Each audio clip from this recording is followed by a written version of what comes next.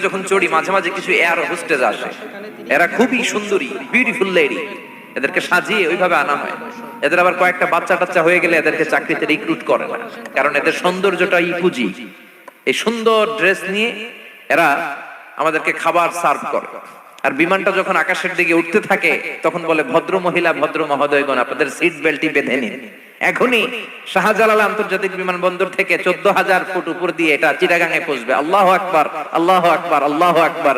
সুবহানাল্লাযী সাখখারা লানা হাযা ওয়া মা কুন্না লাহু মুকরিনিন ওয়া ইন্না ইলা রাব্বিনা লামুনকালিবুন।